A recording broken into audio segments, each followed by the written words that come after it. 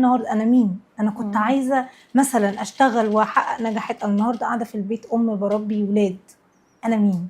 بيحصل الصحوه دي تفتكري في ازمه منتصف العمر لو سميناها كده، لما بيحصل صدمه معينه او خذلان من حد، او يعني شفت حد مثلا كان زميلي وناجح وانا واقفه زي محلي، في وقت في تريجرز كده زي ما بنقول بتخليني اسال السؤال ده، هو انا مين؟ انا بعمل ايه؟ هي ليها تقعدي مقدمات.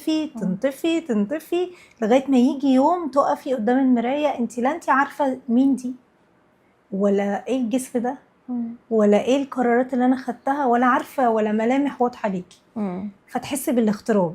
بحس ان انا بقى رافضه كل الظروف اللي انا كنت متعوده طبعا كانت في حياتها زعلانه مره. وغضبانه وعندي احساس باللوم والذنب وكل المشاعر بقى اللي بنقول عليها سلبيه هي موجوده عندك في اللحظه دي.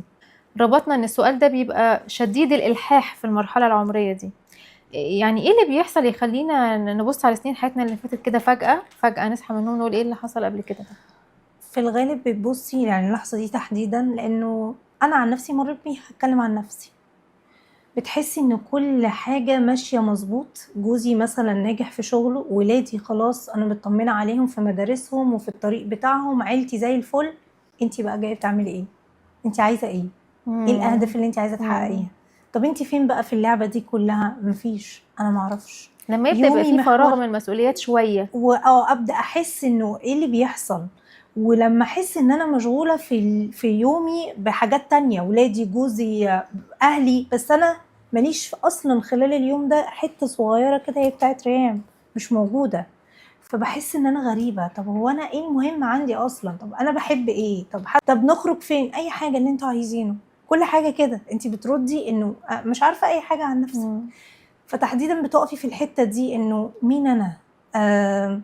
ضغوطات بقى كتير، مشاكل كتير، تحسي ان انت طول الوقت متعصبه، وبالذات لو انا ولادي بداوا يكبروا وجوزي بدا يكبر، فحس ان انا على المسرح لوحدي.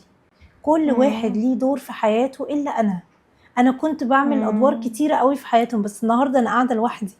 كله، ولو عندي ولاد طول اليوم بره وبيعملوا اشغالهم واصحابهم، وحتى لو بنات، كل واحد ليه العالم بتاعه الا انا قاعده العالم بتاعي فاضي، ما اعرفش فيه حد، لا صحاب ولا هوايات ولا شغل ولا اي حاجه.